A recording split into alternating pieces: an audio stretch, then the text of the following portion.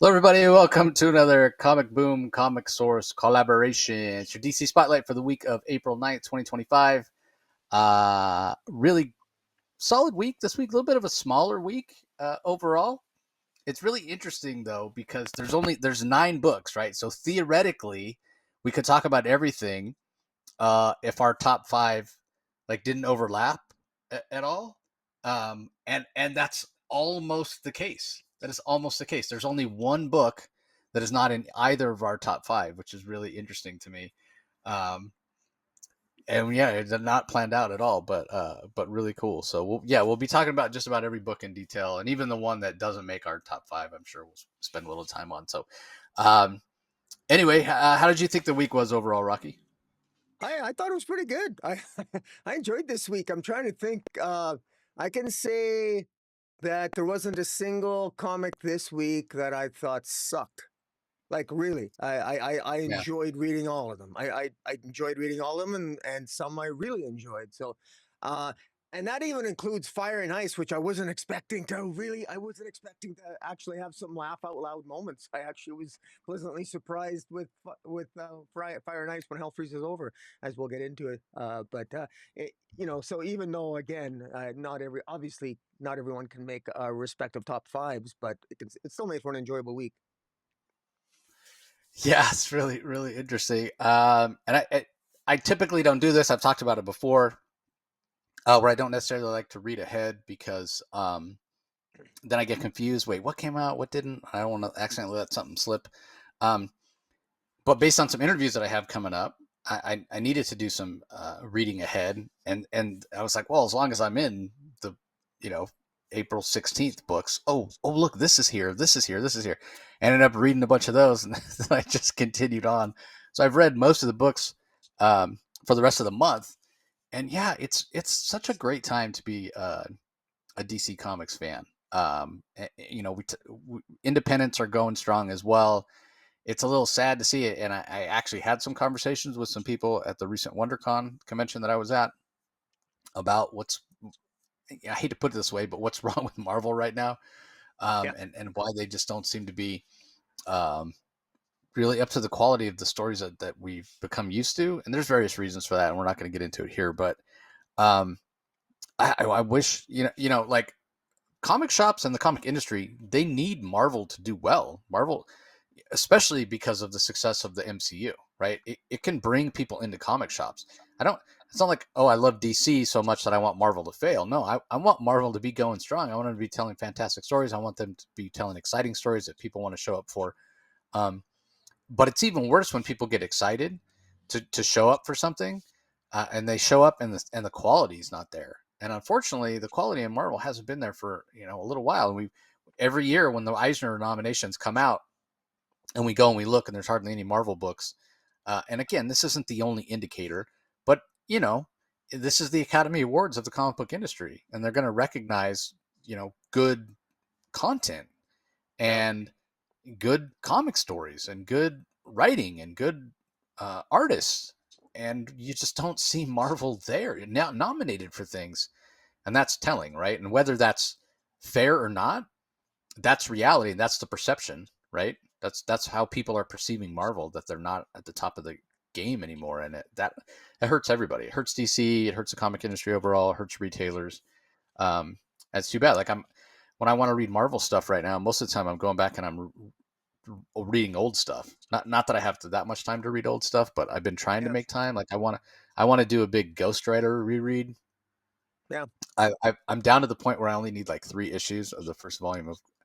I mean, it's the first volume of the Johnny, but like there's another Ghost Rider volume 1 that came out before that with the Western version. I'm not talking about that one. I'm talking about the OG motorcycle riding Flaming Skull Ghost Rider. I only need like 3 issues to complete my run. One of them, of course, being issue 1.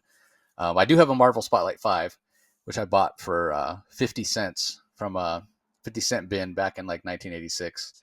And it's not a high grade copy by any means, but I bought it for 50 cents. I'm pleased as punch to have that in my collection. Yeah. So No, I like the I like I stopped collecting Marvel. The last Marvel comic I collected was Daredevil, and then I dropped it when they canceled this series to go into Devil's Reign, and that pissed me off. I stopped, but then I went back with the Ultimate. I've collected every issue of the Ultimates, and I'm about 6 or 7 months behind on my readings, but I'm collecting that. I'm kind of enjoying that, and kind of I'm just ignoring the noise. I listen to a lot of other comic book reviewers on YouTube talk comics, and a lot of them, yeah, it's amazing how many aren't really happy with Marvel right now. We can relate. We've had some times where we were a little bit depressed with what DC was putting out, maybe quality wise over the years. So it happens. These things are cyclical with comic books.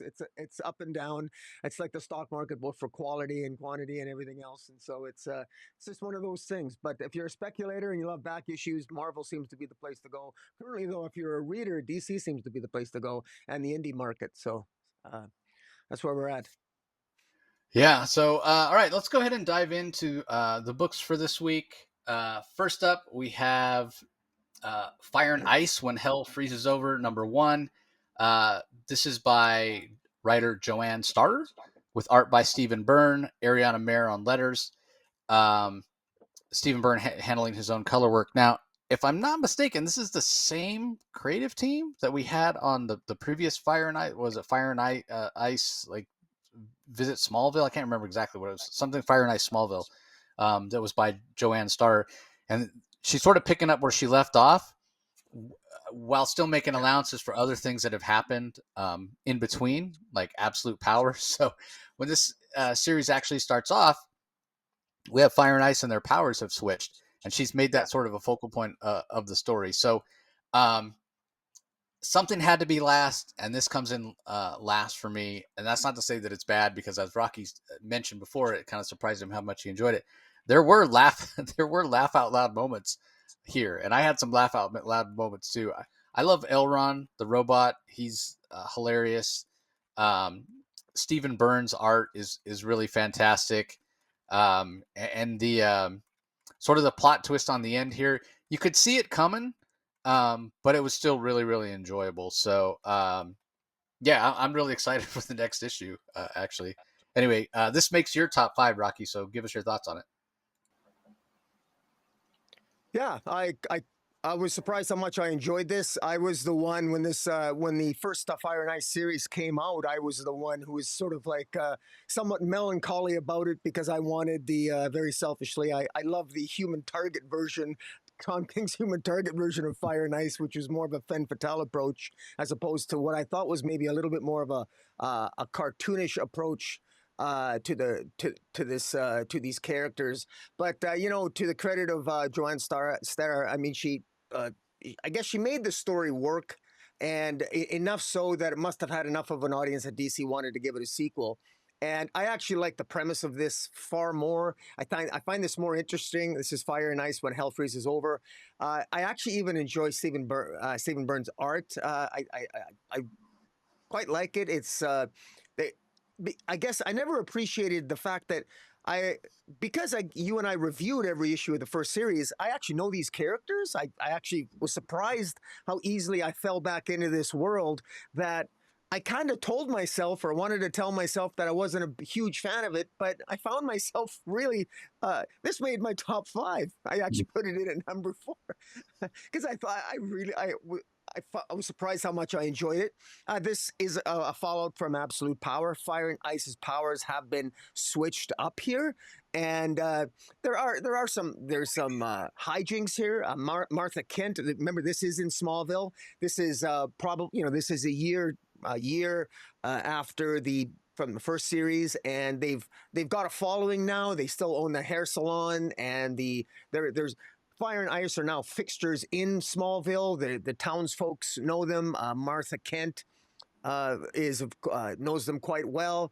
Fire continues to have sort of what appears to be sort of an on again, off again relationship with the bartender, and of course there's some of the reformed villains still sort of work at the salon.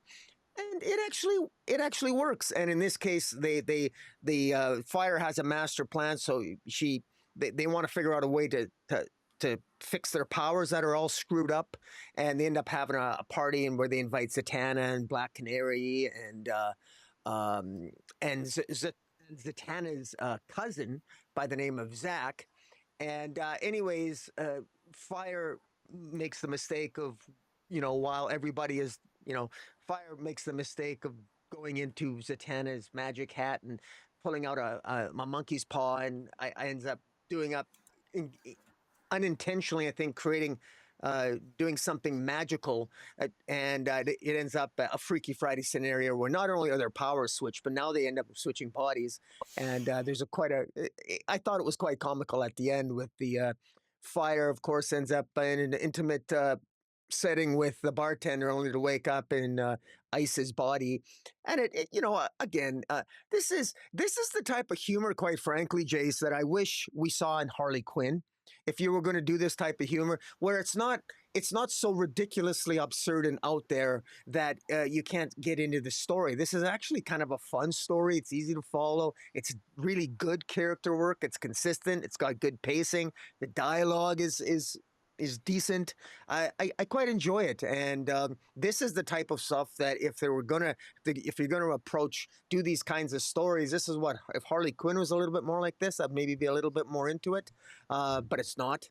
And in any event, I like this. Stephen Byrne's art does a really good job of making Fire and Ice sexy and actually likable. And there's some naughtiness here too, in a way. And there's even a reference to Fire having that fling with Lobo in the first series, which I thought was right on.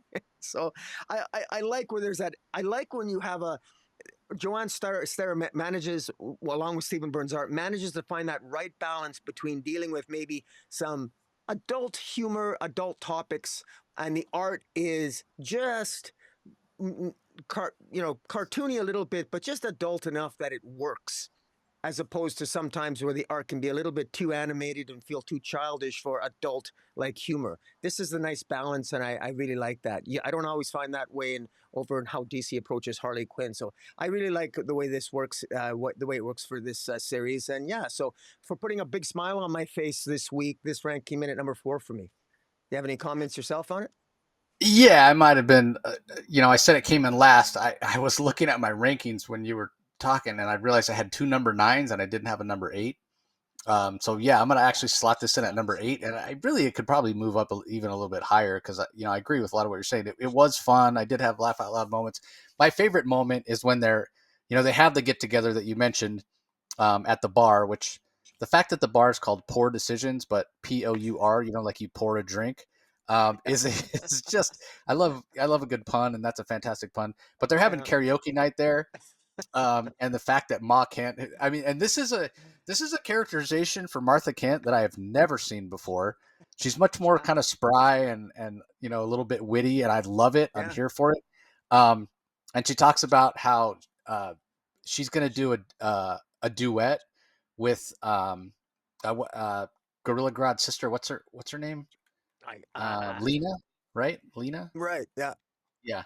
They're gonna do Gangster's Paradise, which, if you're around, our age, you probably know that song Coolio, yeah, um, from the Dangerous Minds soundtrack with Michelle Pfeiffer. Um, but if you've seen the video, Coolio's like sitting backwards on a chair and he's like singing. And as Martha Kent's talking about this, she's sitting backwards on a chair. She's straddling a chair, and she basically says the first line of the yeah. song that she's about to karaoke.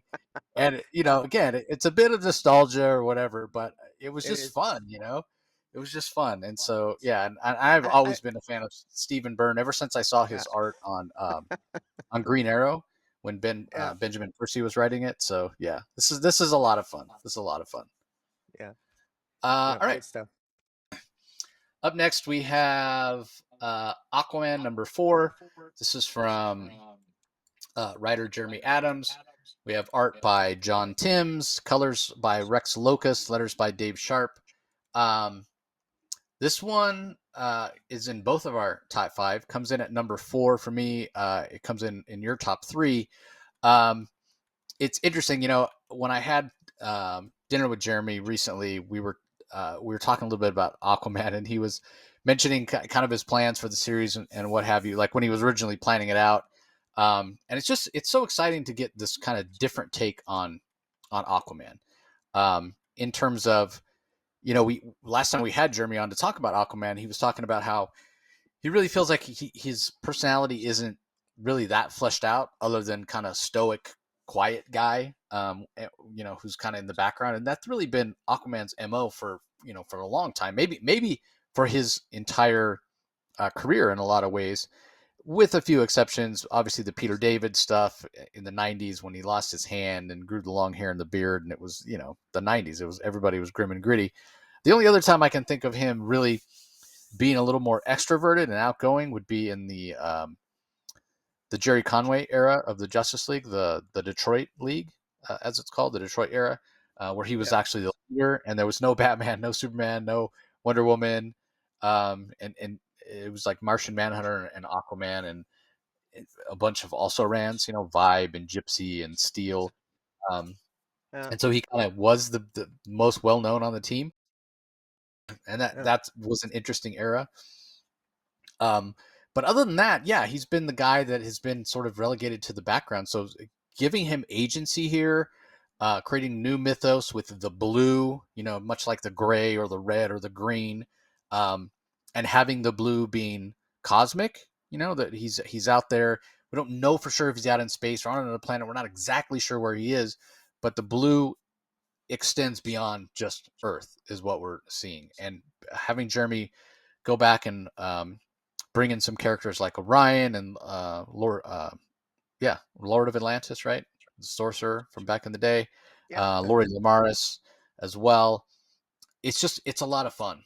It's a lot of fun. The John Timms art is fantastic, and I know some people haven't been really pleased with Aquaman having Mira's powers in a lot of ways, and we saw that in the first issue where Aquaman's powers had sort of, and again, fallout from Absolute Power, had sort of grown a little bit. Now he's able to control water, not to the extent that Mira can, but he does have some limited ability to do that, as well as um, having a new trident fashioned for him in this particular issue, which was really great to see. Um, but despite some people not liking it, I actually really like the fact that he has some limited control over water. I mean, his name is Aquaman, right? Like Yeah. it almost makes sense for him to have that ability and to be able to use it. So um, I really appreciate that. It definitely seems like um, Aquaman's being leveled up, but he's not being leveled up in such a way that he's being turned into a, I don't know, what's the male equivalent of a Gary Sue, I guess. Is Right. that what people say? That's what it is. Yeah. Gary Sue. Yeah. Yeah, yeah. Because it still feels like there's a threat. Whoever this Dagon is that he's going up against, it's not like he's got so many abilities and so many powers that it's a foregone conclusion that he's going to save the day, right? Um, but again, Jeremy Adams doing Jeremy Adams thing, introducing new concepts, bringing in old characters, and just making it fun. And John Timms is the perfect artist for this. It's not always easy to draw Aquaman. I think Aquaman is generally speaking one of the harder titles to draw at any point in DC, because water and the fluidity of your art are challenging, right? We've been lucky enough to have some really good artists on Aquaman over the years. Um, whether it be Daniel Sampere on the Future State Aquaman or John Timms here. I think he's doing a fantastic job. And all you've got to do is, in terms of wanting to be fun and over the top action, is look at this double page spread when Aquaman gets his trident and the ship that he's being held hostage on by Lori Lamaris and the other mercenary mermaids. And we can't really do it justice here because we can't show a double page spread on the YouTube, but you get the idea, right? He literally slices the ship in half lengthwise, and man, is that panel Looks amazing! It great. looks so, Yeah. yeah, it looks so good. So yeah, I'm really loving Jeremy Adams on Aquaman. Um, I, I I think it's fair to say I haven't enjoyed Aquaman this much since the first couple issues of the Jeff Johns run, coming out of the New 52. because Yeah. that Aquaman is very self-deprecating. I remember the first issue, he goes to eat at a diner, he orders fish, and everybody like looks at him sideways, like he's has cannibal-like tendencies. He's like, I can share my feelings with fish. I don't actually talk to them. They're not my family or what have you.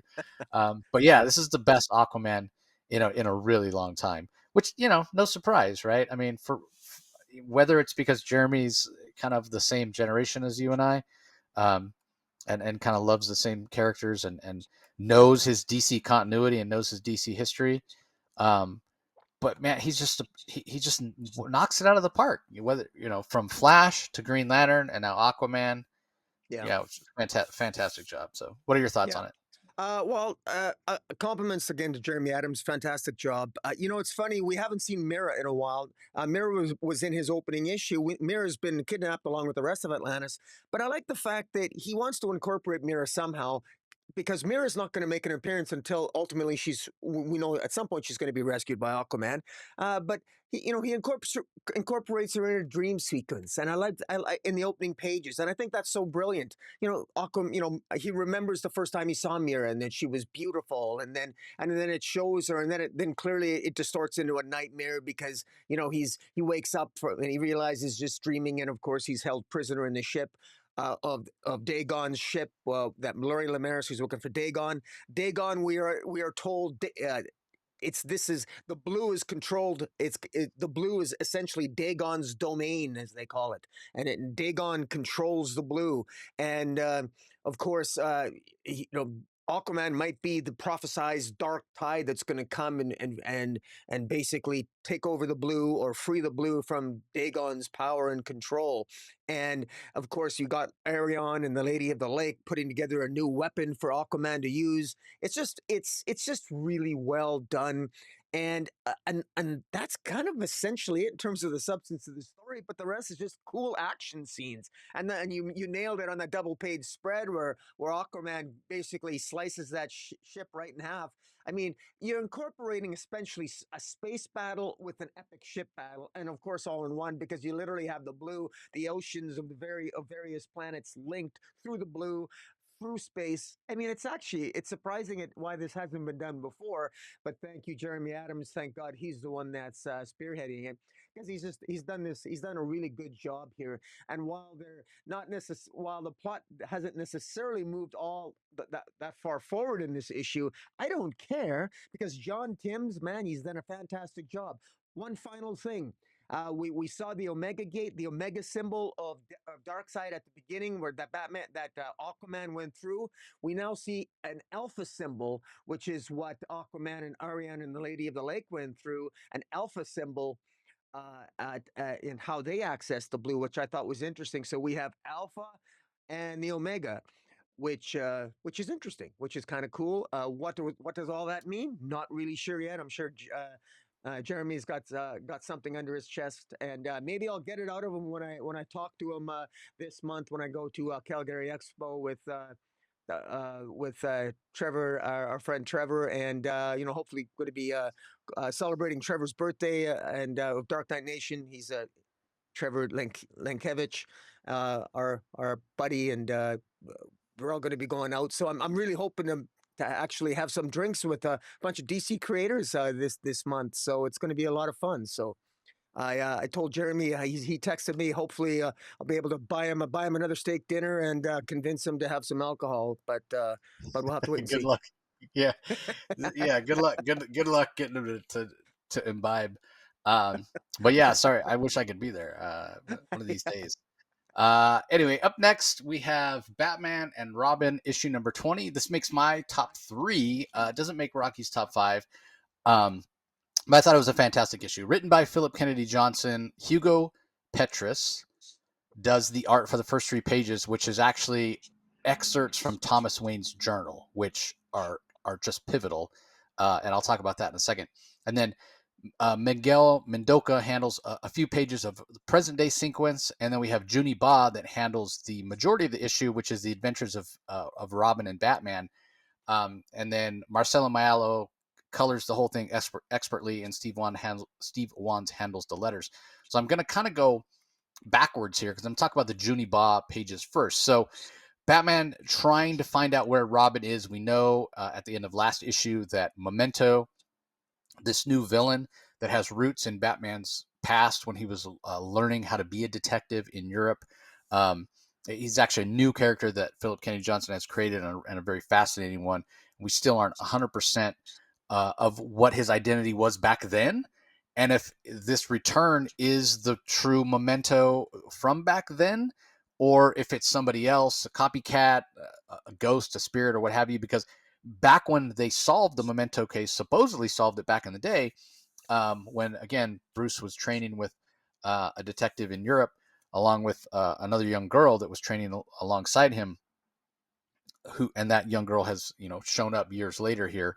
Um, but it was that mentor that Bruce had, that mentor that was teaching him the ropes, basically, who eventually was convicted and executed for the murders of Memento. And, the question still exists whether or not he was truly the one that was responsible. His name was Atticus Bly, right? That taught Right. Batman the art of detection. So with the Memento killer having kidnapped Robin, obviously Batman is desperate to save him and find out where he is, and he calls in the rest of the Bat family or what have you. And in order to find clues, because he knows that despite what he told Damien to not investigate, it was Memento was too dangerous or what have you. He knows Damien was investigating on his own, so he goes into Damien's room and he finds this comic. This is something that Joshua Williamson introduced to Damien as a character. I think in the Robin series we saw a little bit of it. Definitely Yeah. in at the beginning of this Batman and Robin series, with Damien basically being a writer artist and telling his own stories. And so we get to see Junie Bob basically is illustrating, and it's supposed to be Damien's illustrations. And it serves as a really good catch up. Like, you could theoretically pick up this issue 20, having not read any of this Memento storyline up to this point, and get a recap by reading Damien's comic, which is Phillip Kennedy Johnson's words and Junie Ba's art. And it really works. It really works because the style that Junie Ba has, which is a little more rudimentary, I would say, still great storytelling, but especially with the colors and what have you, it looks like it's kind of colored with crayon. It really, really works. And it also kind of informs and gives us an idea of what Batman's going through. He's been exposed to um, some chemicals that are making things seem not quite what they should be. Gravesdigger's poppy, it's called, which is Yeah. kind of a hallucinogenic, I guess you would say, that Memento used on his victims.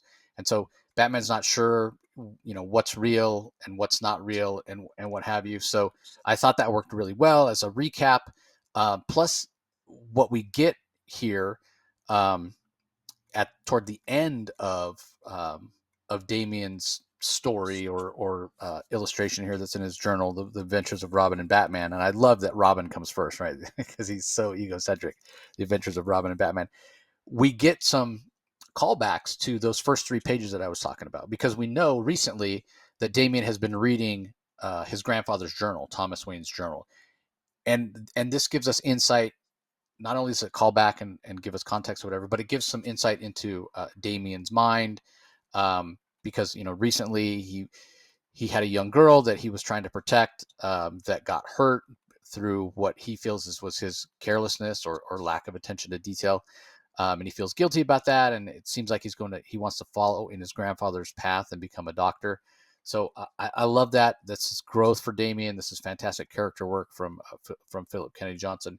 And then we do have those few pages in the middle with Miguel Mondoka giving us, okay, here's present day Gotham with, again, Batman calling in the rest of the Bat family to help to try to find Damien while he's struggling to deal with the effects of the Gravedigger's poppy. But, and again, I know I'm going backwards here, but then we get to the first 3 pages of the book, which are from Thomas Wayne's journal. Um, And what I love about this, so it's illustrated by Hugo Petrus, and but we're to believe that these are the drawings of Thomas Wayne, and they're much more sort of realistic or lifelike. Kind of, they look like pencil drawings, and we're to believe that Thomas Wayne drew these, and they're fantastic. But really, it's more about the words on these first 3 pages. And I don't care if you have been reading Batman and Robin up to this point or not. If you're a Batman fan, if you're someone who's interested in Batman, you absolutely have to pick up this book, even if you only read these first 3 pages. Because what Phillip Kennedy Johnson does here is the best character work I have ever read to explain the relationship between Bruce and his father, and why that relationship was so special, and why it hurt so bad for his father to be taken, and who Thomas Wayne is and was, and how much he meant not only to Bruce but also to the city of Gotham. It is just, it's fantastic character work. And I know Philip has his own son and they have a good relationship and what have you, and I'm sure he's drawn on on his own experiences as a father to give us context here. And I'm not going to get into the content of it too much, because again, I want you to go and pick it up for yourself. But like, I read these first 3 pages and I had to stop. I had to stop and think about it. And for a while, like a few hours, just the impact of it was so good. Like, I immediately, I didn't, but I immediately wanted to reach out to Philip and gush, but I restrained myself. Um, but it is just fantastic. So, I mean, if you want an understanding of Batman, why he does what he does, and what the loss of his father meant, and why it propelled him to go to what objectively were extreme lengths to train his body and his mind and his spirit to become Batman, and to fight crime and to stand up against evil and to make sure that another child didn't experience the loss that he did, because it really showcases these first 3 pages that showcase the relationship that Bruce and Thomas Wayne had. It adds context to what a tremendous loss it was for Batman to lose his father. Um, and again, I've never, in all my years of reading Batman, have never had it explained so eloquently. And it's not like he's explaining it directly. Philip Kennedy Johnson is not going, this is how Batman feels about his father, or this is why it hurts so bad. No, it's through the context of real life events, through the words of Thomas Wayne, that we understand the bond between Bruce and Thomas Wayne. So I was touched by it. I thought it was fantastic. Um, I think this should get a nomination for best single issue of the year, Wow. because it's that impactful. These first 3 pages were just incredible. Like, I would say this is a must read for anybody who reads Batman, who's a Batman fan. So anyway, Rocky, not to put you on the spot, but this didn't even make your top 5, man. So No, what are your no, it thoughts? didn't. But I don't. I can't say I disagree with everything you said. Only that it never had the impact on me. Sort of. You never used the word emotionally, but I got the impact that had sort of some emotional resonance with you. I don't disagree with what you said. It's just that the words I thought were never quite hit me like they hit you. But I will agree point blank that this is it's a very good read. Insofar as what it does very masterfully is that it draws a connection. You understand what the connection between Thomas Wayne is and his son Bruce Wayne, who's Batman, who we know becomes Batman. And then later, when you see the art and the story of Damian Wayne, it's about his relationship with Batman too, Bruce Wayne. So it's the connection. It's connecting all 3 generations brilliantly in one single issue, which is so amazing, and manages to tell you what's happened in the previous 4 or 5 issues to begin with. So, in that respect, it is very well done. You're right that you could just read this issue and catch on to what's been happening before, and you get to see the artistic talent of Damian Wayne, of course, through through different artists, and you get to see that it's good character work, and and really, Batman the main star of this story is actually Thomas Wayne, Damian Wayne, and Batman's almost an afterthought. But yet, the focus of the story is on Batman, is about Bruce Wayne, both from the perspective of the grandfather and of course the son. So in that respect, it works it does work very well. And look, you and I, we've talked about Philip Kennedy Johnson. I mean, his skill is at character work, whether it was with when he was writing Action Comics or John Stewart, Green Lantern War Journal. And coming into this title, it's definitely worth a good read. And hey, don't it might not have made, I didn't rank anything above 5, but this was really good this week, and I enjoyed it. And I really like Juniba's art. It's grown on me. It has grown on me so much so that I have supported his Kickstarter, and I'm looking forward to. I think it's called the Forest of Earlwood is coming. It's arriving this month. It has a Kickstarter campaign that I supported, so I'm looking forward to receiving that hardcover. So shout out to Juniba. So.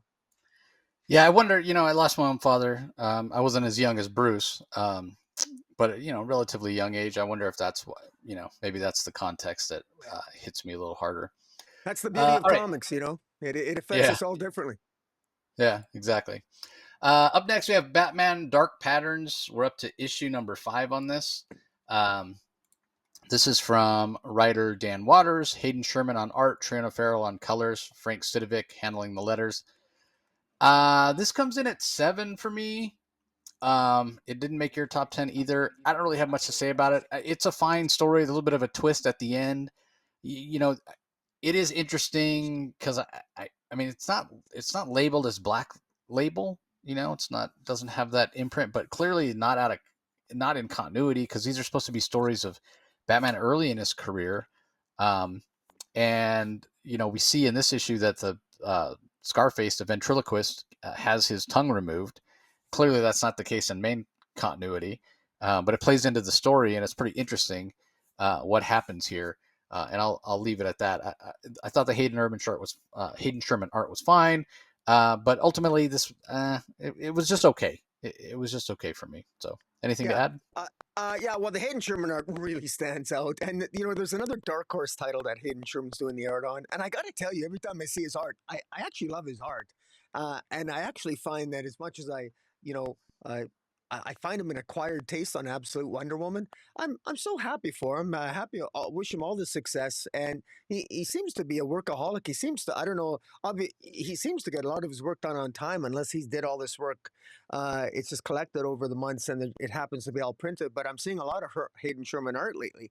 But I really like this. I like the fact that sort of there's a mystery building here that you think that the ventriloquist, instead of using the puppet, it's actually the building that's doing. It's his voice seems to resonate throughout the building. But since somebody ripped out his tongue, well, then who is actually behind the ventriloquist? Who's really doing the talking here? That's kind of a mystery, and I think that's pretty intriguing, because meanwhile, there's somebody's being able to control the residents of this building, and so the mystery continues. And one thing about Hayden Sherman's art, it's really good at sort of building that mystery, building that sort of he's really good at creating sort of a horror, dark, gothic element to it.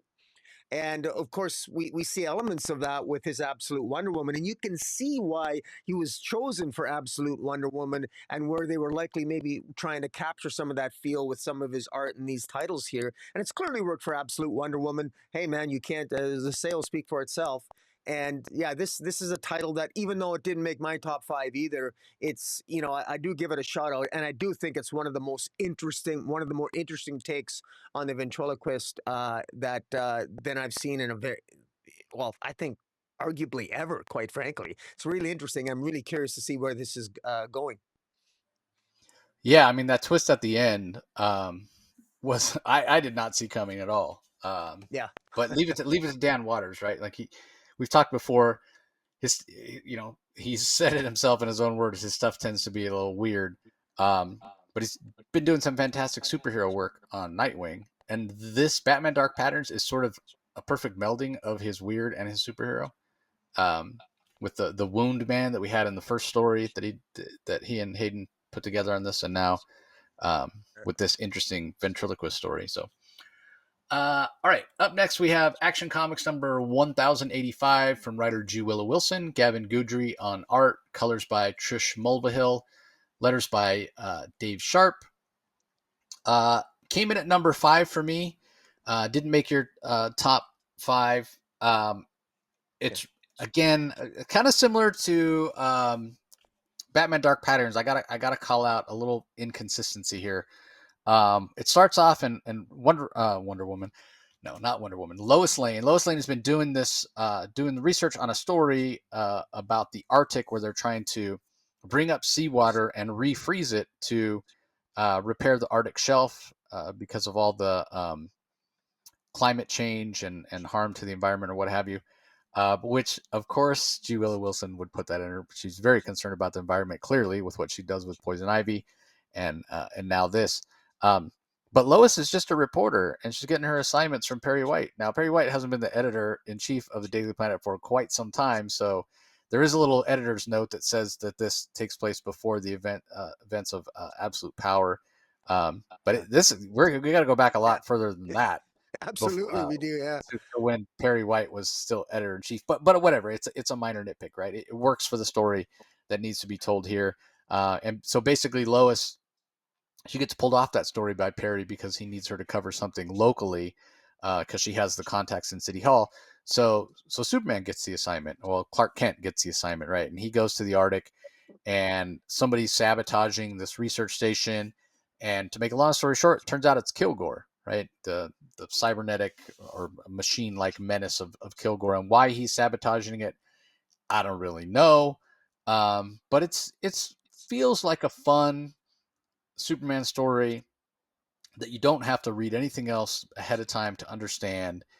I think the art is pretty strong, and it's just fun. Now, that little continuity nitpick aside, the other thing that's a little wonky here is Superman wearing an all-white costume, which really worked for me in Superman Lost, although I pointed the same thing out in Superman Lost that I'm going to point out here. If you have a suit that's all white, white basically means it's reflecting every wavelength of light. Yeah. That includes yellow. But he gets his solar energy recharged cells by absorbing solar energy. So if you have a suit that's all white, it's going to reflect all of the light, including the solar light that charges his cells and gives him his power. So if you're Superman, you don't really want to wear white or yellow, for that matter, because then you're reflecting the wavelengths that give you your powers. And what's funny is that there's a backup story in an old Superboy, the new adventures of Superboy from the early 80s. It's like a 8-page story or what have you, where he got tired of wearing the same old costume, so Ma Kent makes him a new one, and instead of the majority of it being blue, the majority of it's yellow, and he goes up against like some bank robbers or something, and while he doesn't get hurt, he feels like the bullets more than he would normally, and he thinks about it after and realizes, oh, it's because my costume's mostly yellow, it's reflecting the yellow radiation I need to give me my powers. So again, it's a minor nitpick. I'm sure G. Willow Wilson didn't think about it. It looks cool, and yeah, 100% agree that it looks cool. But I just, I'm a giant continuity comic book nerd, so I got to point it out. But all those little nitpicks aside, I love the classic feel of this. I love the characterization. This is a little bit more timid Clark Kent. Like, it harkens back to like almost a pre-crisis Superman, before John Byrne made Clark like a football star in high school and gave him a lot more agency, which there's nothing wrong with that. I love the John Byrne era. But this harkens back to a little more of a timid Clark Kent. It's a little more almost like a Richard Donner, version of Clark Kent and Superman, which I just love. So I did appreciate this issue, and I'm very curious. I mean, Kilgore is not a villain that I really associate with Superman necessarily, so I'm curious to see, and then how G. Willow Wilson ties that into the environment in the climate change stuff, whatever, we'll have to see as well. But yeah, this was an enjoyable issue. What are your thoughts about it?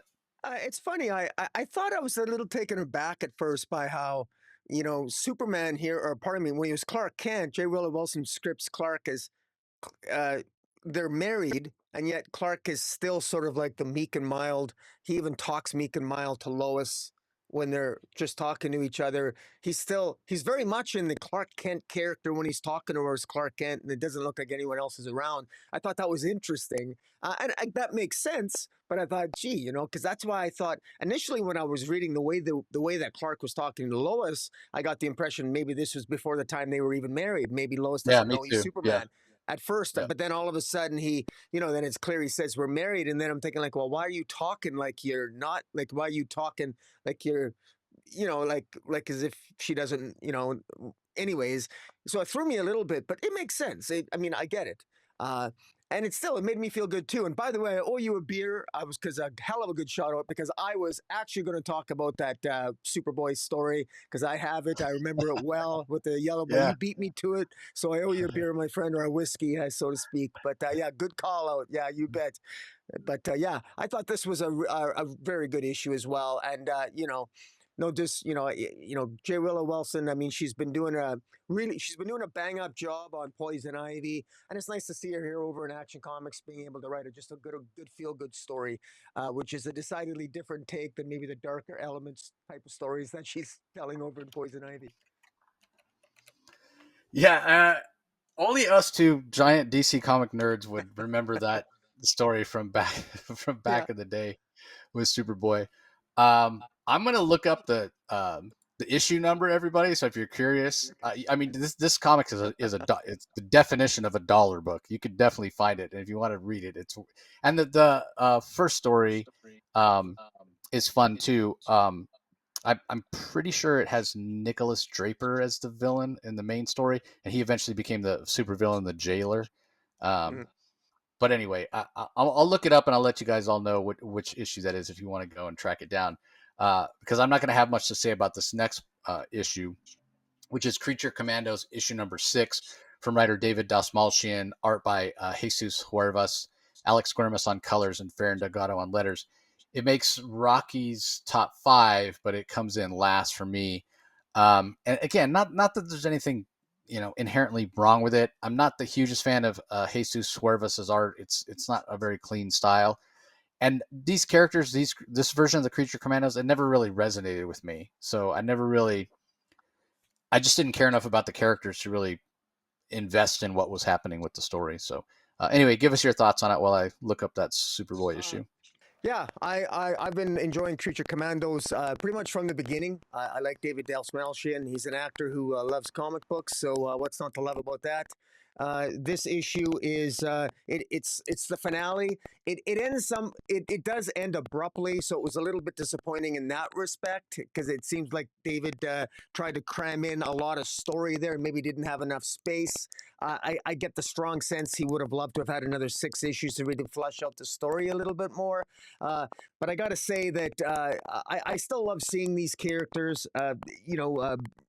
Medusa, Velcro, Frankenstein, who goes by the name of Lucky, Doctor West, who's sort of like the team leader that sort of loves the team, cares for the team. General Eiling considers them more like military fodder to use however he likes to get the job done. And this issue is just really all action packed. Brainiac is this is definitely more of an insane Brainiac. It's let's what's odd is that it's really weird seeing Brainiac never even Brainiac went a full 6 issues without mentioning the word Superman. Can you believe that? It's nice to see Brainiac, an odd choice for a villain for this series, and yet one that frankly it works. I like the fact that we also get a nice, every team has their sort of like call where they say, or like, Avengers assemble or Teen Titans go for the Creature Commandos. It's frenzy. It's like it's kind of silly, but it kind of works for the issue. Um, uh, this was a lot of fun. I like these a very eclectic group of characters. It is a kind of a tropey ending. They started off absolutely hating each other, and at the end they have a tacit respect for each other.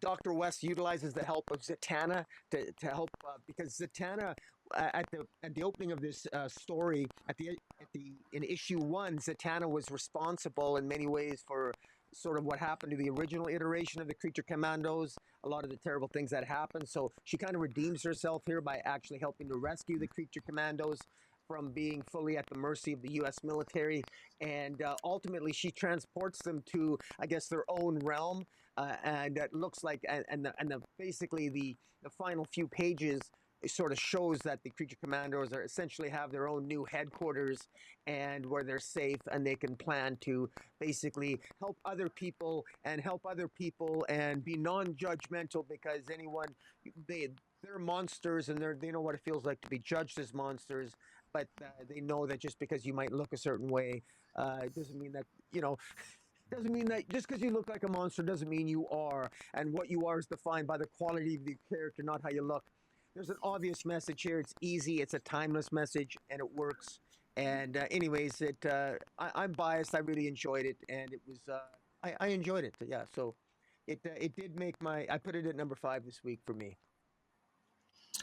Yeah, it comes in last for me again. It's just not really my particular cup of tea. So, all right, let's move on. Up next, we have Green Lantern Corps issue number 3 from writers Morgan Hampton and Jeremy Adams, Fernando Passarin on pencils, Auclair Albert and Jason Paz on inks. Eric Pianto and Rain Barreto handle the colors, and we have Dave Sharp on letters. Now, I'm not saying that every single artist that works these days should have an inker. Um, the fact that it says pencils, and I don't know this, Fernando Passarin may still be working traditionally with, actually drawing with a pencil on a actual Bristol board. And then Auclair Aubert and Jason Paz are inking him. Again, I don't know. But man, is this art fantastic. It's so good. There's so much detail. And, you know, that's not to say there's anything wrong with people who do digital pencils and then ink themselves, or they do digital pencils and it goes directly to color. But this feels like a little bit more of a, old school traditional comic art, and it looks it. The art is just absolutely fantastic. Now, the majority of this issue focuses on the Red Lantern Corps. We saw that last issue with Atrocitus attacking the remnants of Thanagar, and then the planet basically hatched, and we found out at the center of Thanagar was basically an egg, and we see that egg hatch here, and it's actually the Thanagarian god, the god they worship, the hawk god, if you will, Horus, and he's not happy about being awakened, and so he attacks the ship. There's various machinations going on. Shiera Hall is able to talk to him and get him to calm down, and he flies off saying he's going to find a new Thanagarian homeworld, and he's going to reach out to Shiera when he finds that homeworld, and she can tell the rest of the Thanagarians that it's a new day, a brand new day, a new planet, what have you. So all that is fantastic. It was up to Jeremy, or it was Jeremy's, I don't want to say Jeremy's fault, but it was in Jeremy's story, right, that Thanagar was destroyed. So, kudos to him for at least giving us a new Thanagar, and who knows what plans he may have for that. But like I said, a lot of this issue, we're getting a lot of the Red Lantern Corps, Atrocitus, and what have you. And I'm here for that. I love the Red Lantern Corps. It still amazes me to some extent that they had their own series at one point. Yeah. Atrocitus was a pretty popular character when he was introduced by Jeff Johns. And we had Bleeze and Zeril Zox and Dexstar, the Red Lantern Cat is a very popular character as well. But I'm not sure what it says about DC fans that, of all, Sinestro's had his own series, but not the Yellow Lantern Corps. But you could make the argument that the Sentinel book was the Yellow Lantern Corps book. So that brings it up to the Green Lanterns have had their own, the Red Lanterns, and we'll say the Yellow Lanterns based on Sinestro. That's 3 out of, how many are there? 11, right? We have red, orange, yellow, green, blue, indigo, violet, white, black. Well, I got all the rings. I can go put them on if you want. Yeah, yeah. No, it's 11. That's all of them.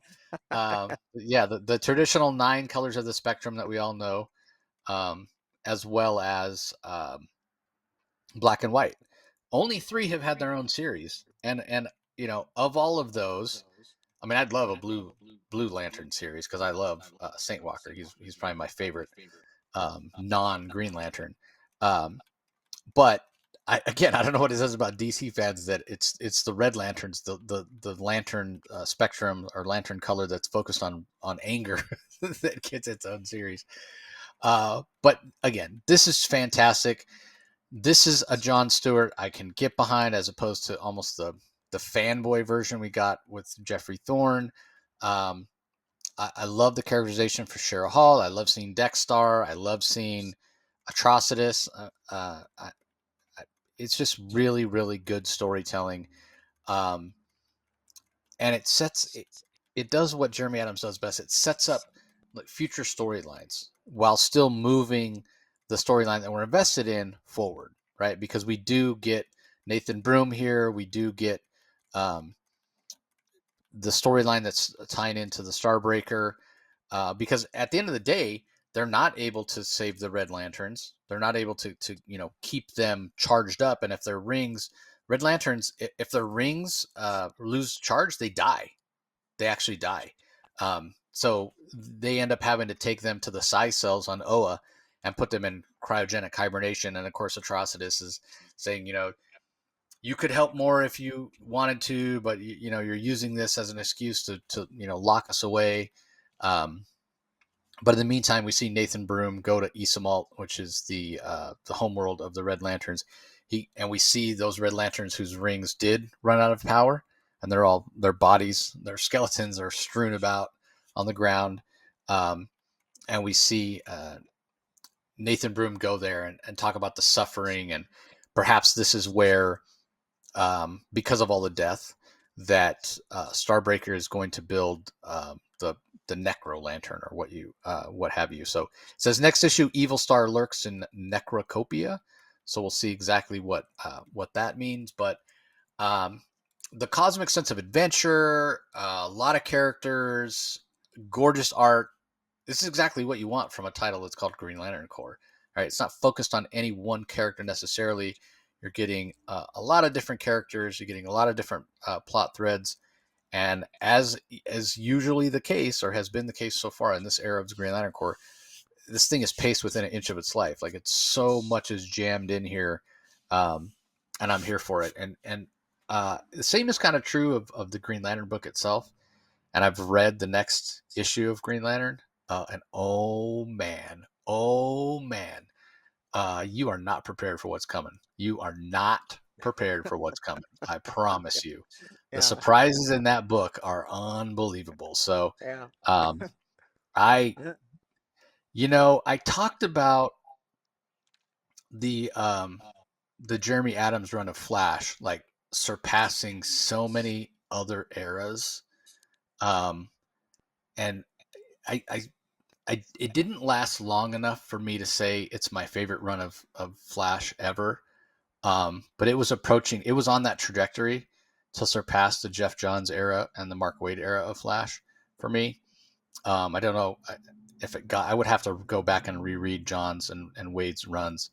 Um, but it stinks that Jeremy wasn't able to keep going, because it probably would have surpassed, because he's just such a brilliant storyteller. Um, and now with Green Lantern, I'm like, man, this is approaching my favorite runs of all time. My favorite run of all time, and I've talked about this before, it's from around issue 170 up to 200. That Len Wein era. That's where Hal Jordan quits and John Stewart becomes Green Lantern regularly for the first time, and Guy Gardner comes back, wakes up from his coma, and what have you. We get the Predator showing up for the first time, that eventually becomes the avatar of the Star Sapphires, and it's a really, really fun era with a lot of classic villains. So that's my favorite run. And then second would be like the Jeff Johns era, right? Like, I mean, that stuff's fantastic. Jeff Johns came on and really elevated Green Lantern. He was sort of a second tier character in a lot of people's minds. And with adding in other emotional spectrums and Blackest Night and all that stuff, it really elevated the character. That's probably my second favorite. And this is approaching that. This is approaching the Jeff Johns era for me, because it's just so fantastic. And you'll see exactly what I mean when you read that next issue of Green Lantern because it's so good. But and again, part of what really helps Jeremy is he's had fantastic artists. There has not been one bad issue or one subpar issue or even one average issue of art on Green Lantern. He's either got Zermanico or Fernando Passarin, Yeah. um, or Jack Herbert. Like he's had really, Yeah. really good artists. He never had And the best artist on the Flash. That was the sad part on Jeremy yeah, Adams' run on Flash. They never gave him the best artist, in my opinion. yeah, he's But getting fantastic artists here. So that really helps. But anyway, yeah. what are your thoughts on this? Didn't make your top five, so curious your Well, I thoughts. mean, yeah, but I still loved it. I mean, again, talk about a wonderful problem to have with DC. I mean, here I am defending the fact that it's not in my top five, and I love the issue. What a wonderful problem to have. Thank you, Jeremy Adams. This is John Stewart at his most heroic best. Rarely is John Stewart is always portrayed heroically, but Jeremy Adams basically said, "Hold my beer," and like John Stewart inspired Shiera to basically give a scolding to the Horus Thanagarian god Horus, who basically showed mercy and is going to go out there and find a brand new world for Thanagarians because Thanagar was destroyed.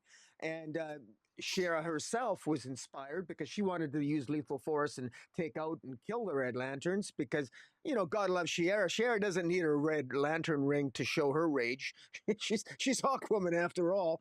But I mean, leave it to John Stewart to still ever be the not just the architect, but somebody who is a good strategic thinker. And the willpower that John Stewart showed in this issue, utilizing his willpower to prevent the ship from falling apart that contained all the Red Lanterns and Atrocitus, I'm sorry, uh, Vilius Vex and the rest of the Red Lanterns, and it was really good, and it wouldn't have worked. It wouldn't have worked if it wasn't for Fernando Passarin's art.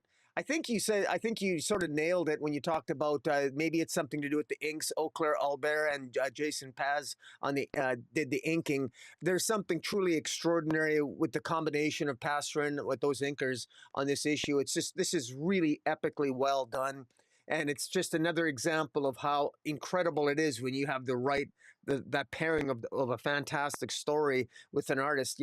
Jeremy Adams managed to combine. I mean, God, like basically like ship battles with cosmic battles over in Aquaman this week, and then we get actual cosmic battles with gods and Red Lanterns and a willpower and various aspects of the emotional spectrum, and you throw in great character work and a nice little romantic moment between John Stewart and Shara Hall to cap off the issue before showing sorrow on the planet. Surveying the skeletons and all the dead Red Lanterns. Things are really ramping up. And you're right. There's a lot to look forward to in Green Lantern. It's only going to get better, people. So if you're not reading Green Lantern now, get on board. Get those back issues, guys. I just want to give a shout. Say something. There's a lot of when you look at the speculator market now, everyone's like, having little geekasms over Marvel back issues because of the Marvel movies and all that other jazz. I say nonsense, guys. Focus on the read. You want the best reads? You go to DC and pick up Green Lantern, pick up the absolute titles, pick up Aquaman, heck, pick up anything because DC's firing on all cylinders, and this is just another example of it. Yeah, it's interesting. The speculator market is so interesting to me because it's like something gets announced and people rush out. Something gets announced Marvel wise, and people rush out to pick up whatever book, and it gains all this value, but they don't sell it, and then the value eventually declines, and then they're complaining. Um, Yeah. like it only works. That only works if you buy it and then sell it. You know, typically before the movie comes out. Once the movie comes out, everybody moves on to the next thing. Yeah. So yeah, I mean, I don't really get into this whole speculator thing. That's a whole nother conversation. But anyway, let's move on. Up next, we have DC versus Vampires World War V, issue number 8, from writer Matthew Rosenberg, Otto Schmidt on art, Perluga Casolino on colors, Tom Napolitano on letters. And then there's a backup story, Wildcat Going the Distance, part 1.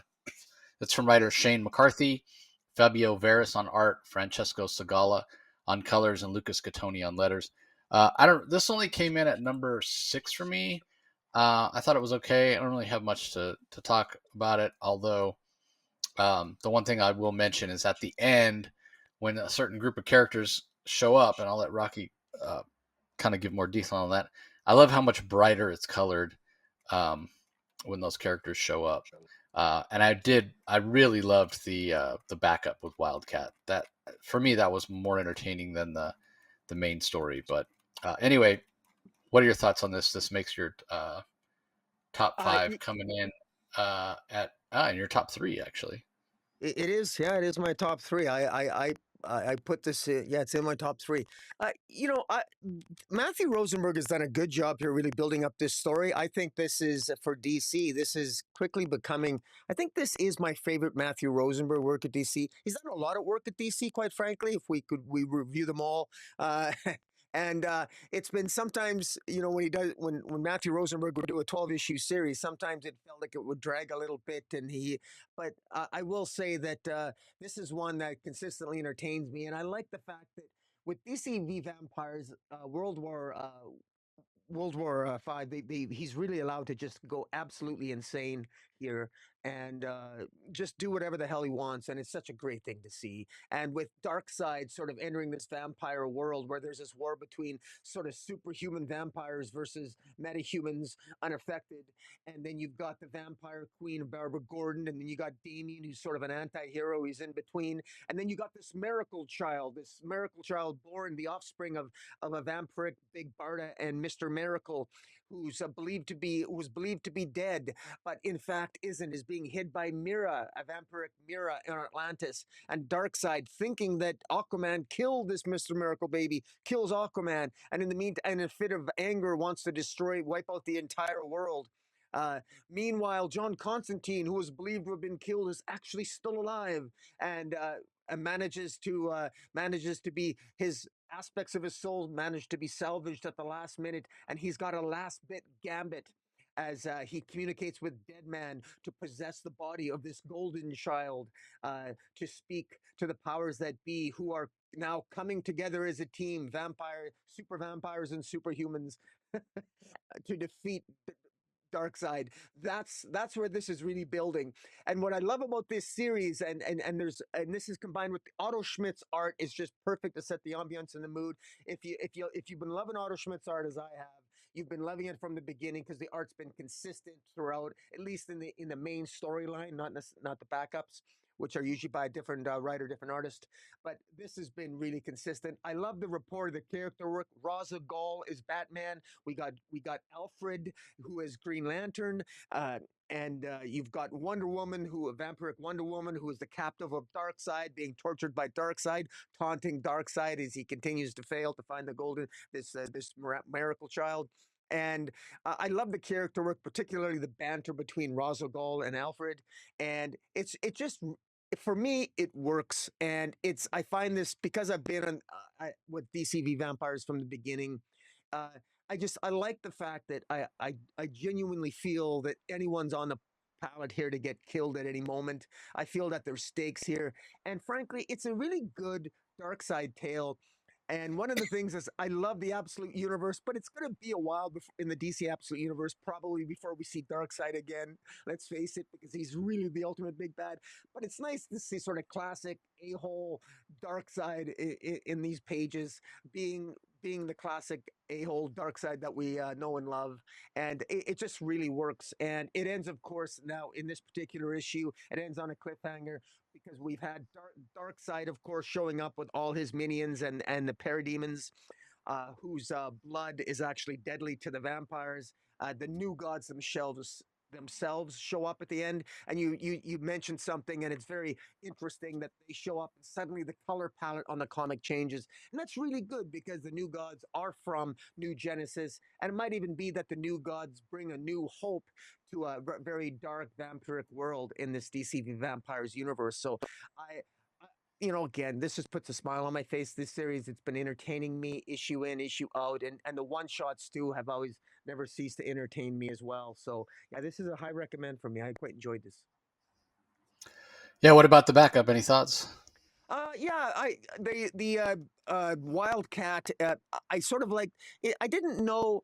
Uh, and maybe I need more education, remind myself on the history of Wildcat. I didn't think Wildcat had a son, but apparently he does, at least in this iteration.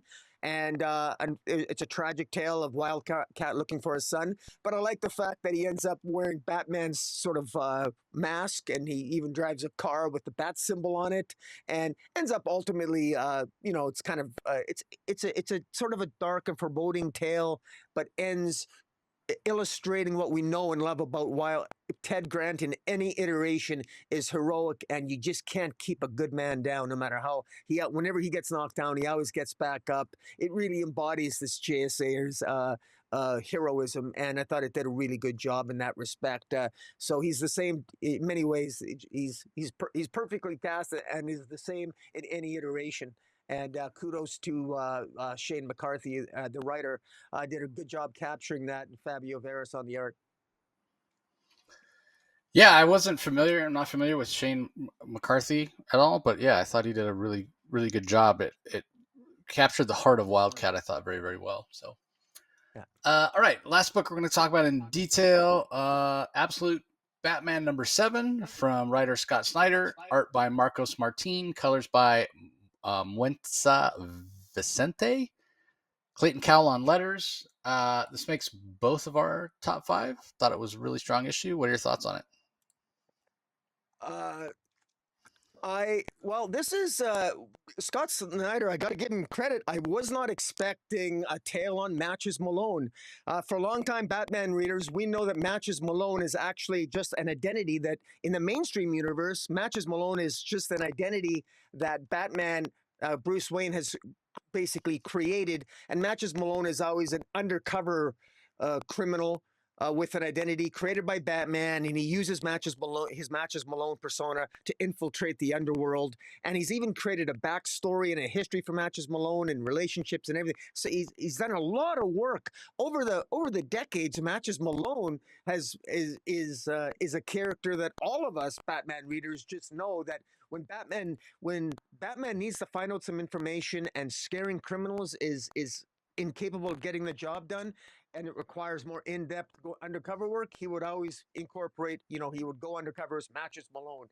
And in this case, I like what Snyder does here. He incorporates Matches Malone as actually being a character in the Absolute Universe, and all the characters, all the rogues gallery who are basically Bruce Wayne's friends growing up. One of those friends, Matches Malone, was apparently at different times one of the friends that was part of their group. Not You get the impression that they acknowledge that matches he was a little different. They're not really sure. They At one point, I think it was the Edward Nigma basically stated that we all told Bruce why was we all know why Matches is the way he was. He's a different type of character, and in this case, this issue has Bruce Wayne meeting with Matches Malone in order to find out more information about Arc M, because a corporation called JK, possibly for Joker, a corporation called JK is building a prison called Arc M on an island outside the coast of Gotham, and Bruce Wayne wants to infiltrate that the construction that's going on that island. He wants to infiltrate it as a way to find out what's going on, but he needs some fake paperwork, and his friend Matches happens to be someone who might be able to fix some documentation for him, and maybe is a little expert on computers. And Matches is a visually very odd-looking character. He's much smaller in stature. He's skinny. He's got slick back red hair. He looks like he doesn't get a lot of sleep. He look like he even has like maybe a 5 o'clock shadow. It's like he can't even grow a beard. He's got it's almost like he's got peach fuzz for facial hair. He's not an attractive looking character. Um, Maybe you can enlighten me when you give your comments, but I wasn't sure exactly what's wrong with him. Maybe he's just, maybe he's got some sort of neurological disability. I don't know. He's obviously intelligent, but he does seem to be a little bit odd. And Tragically, after conveying some information to Bruce, he got the papers for Bruce so Bruce could infiltrate the island. he against Bruce's instructions, he actually went to the island himself, and I think that that resulted in something horrible happens to Matches. He dies quite terribly as a result of a of an infection from bacterium, and it's horrible. I got to say, the artist Marcos Martin did a fantastic job conveying the horror of it. It's almost as if um, um, um, matches Malone's face sort of explodes here like a bunch of imagine a bunch of zits popping on your face and shooting blood at the same time. It was just absolutely horrible. And so trying to figure out how he dies is part of the central mystery. And what's interesting is that the issue itself goes back and forth between Bruce Wayne uh, trying to figure out how to get onto the island, try to figure out what they actually are building, what's going on there. It's apparently it already has prisoners on it, even though it's not completed being constructed yet. And there's a suggestion that even that Poison Ivy, uh, like characters by the or people by the name of Isley, Freeze, Langstrom, Strange are all kept on this as prisoners on at Arc M, and of course we all know those to be other members of Batman's Rogues Gallery, and there's there's a lot of character there's a lot of character work here in the conversations because with Edward and Oswald and the other members and Harvey, because they're confronting him because he told them last issue that he was Batman, and they want some answers, like, why are you Batman, like, and they want more information from Bruce, and Bruce of course doesn't want to let them into his world, and so you can understand that. That's why the character, it works so well. These people have been friends their whole life, and now all of a sudden you find out your one friend is actually Batman, the one who's caused all this chaos in your city. And there's martial law right now in Gotham City as a fallout from what happened last issue. There's martial law and so none of this is really pleasant. So there's been a lot that's gone on, and in the meantime, we get this new really inspired, and I'll let you talk about it. I don't want to talk about all the joys in this issue. Really great stuff about a new take on Mr. Freeze, which I thought was really inspired, a different take on that sort of leads to this ending on a cliffhanger when Bruce Wayne infiltrates Arc M, the building on Arc M, and comes and talks to a basically talks to a Victor Freeze Jr. and the discovery and what is revealed, and is actually, I think, very interesting. And I really like this absolute universe of on the Mister Freeze mythology. So, what are your thoughts? Yeah, I mean, more than anything, it's sort of the vibe of the book that I was really impressed with. Up to this point, it's sort of been a Gotham City that's familiar, even if it's a Bruce Wayne whose origin is slightly different, a Batman whose origin is slightly different, and obviously, um, seeing this version of Bruce and this version of Batman where he's much bigger. Martha wasn't killed, uh, and he grew up in Crime Alley without, for lack of a better term, the silver spoon in his mouth, and also being surrounded by the the people we know as the Batman Rogues villains. Batman has sort of the best villains in comics, and here we have a situation where um, they are the friends that he grew up with, right? Batman, instead of being the system, is the way Scott Snyder has said, he's outside the system, and he's trying to figure out the best way to protect Gotham in this instance. And so it's a very different version of Batman, but a Gotham City itself that's familiar.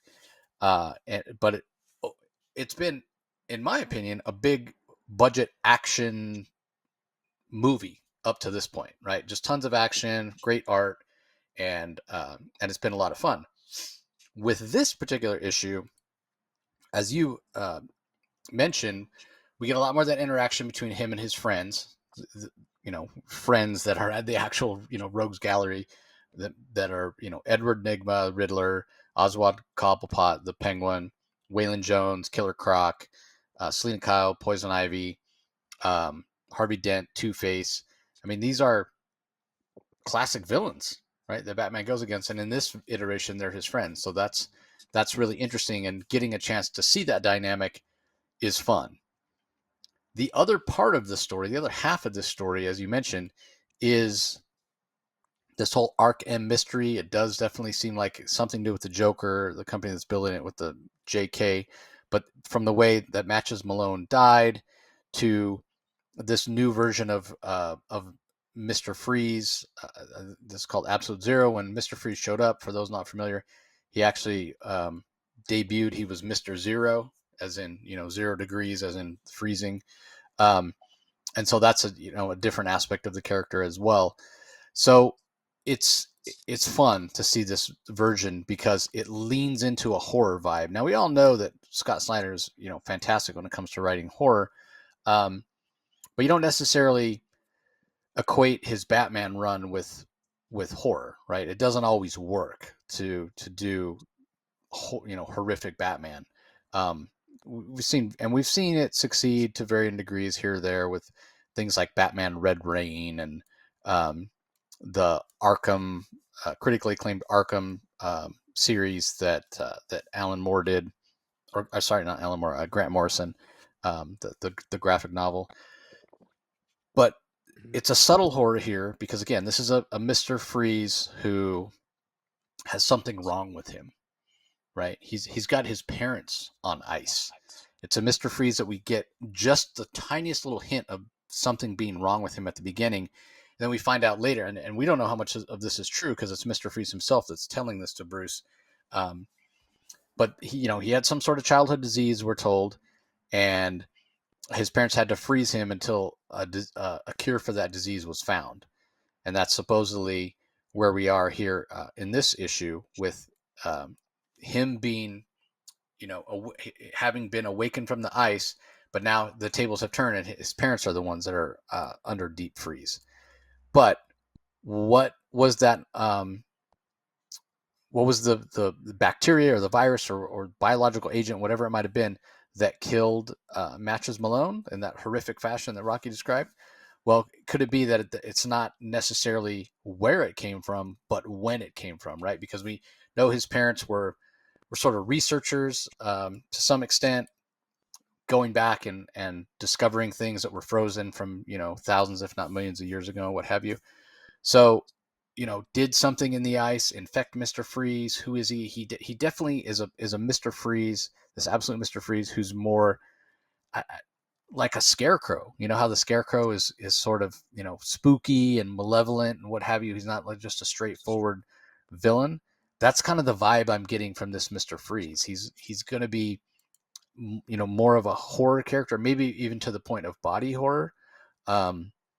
So the subtle horror vibes that are being added in here, along with the great character work and balancing out Bruce with his rogues gallery and getting a chance to kind of see those relationships, makes for a really interesting story. It's adding a lot of depth to this version of Batman, this absolute Batman, that I really, really appreciate.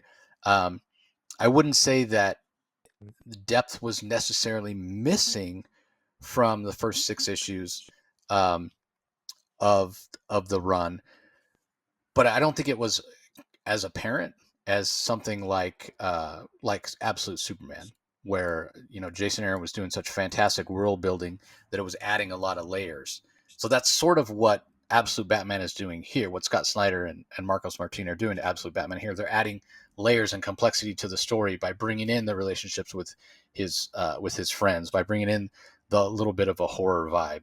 So it's great storytelling, and being that those first six issues were really, as I said, kind of a big blockbuster, kind of action-packed popcorn type movie, to move to something like this where it's a little more character-centric is a little bit of a risk, because then you go, okay, well, there was so much action, over the top art. I mean, the giant Batmobile, Batman punting a kid, the knockdown drag out fight with Black Mask, his giant bat symbol on his chest being revealed as an axe. Like, these are all big swings. And so to move to something that's a little more character focused can feel like a little bit of a risk, right? Like, does it live up to the first 6 issues? Because it is sort of a different way to tell the story. And I think it does. I think it lives up to the first few issues brilliantly. So I was really impressed with this. I really enjoyed it. Thought it was a fantastic issue. Um, and Yeah. yeah, more to come with this version of Mr. Freeze, I suppose. We'll have to wait and see. Yeah. It's good.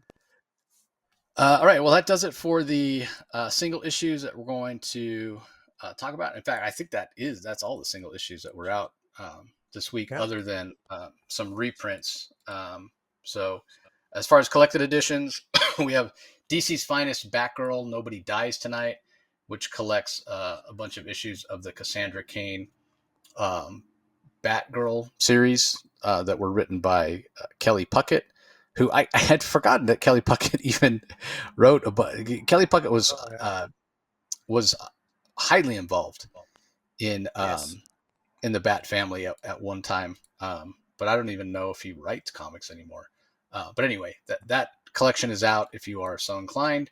Then we have Justice League by Scott Snyder and James Tynion Omnibus, which collects Scott Snyder's Justice League run. We have Booster Gold, the complete 2007 series, Book 2 trade paperback, which collects 15 through 31 of that series. And then Batman Elmer Fudd, which is an Eisner award-winning one-shot from Tom King.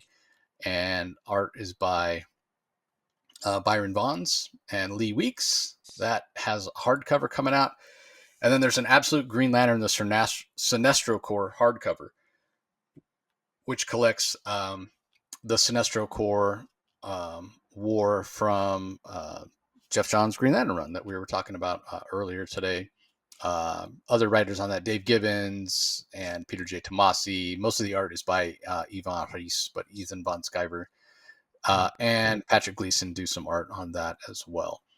And then there's also, in terms of reprints, as I mentioned, the very classic Neil Adams Superman number 233, which is that Kryptonite No More cover where he's like breaking some kryptonite chains.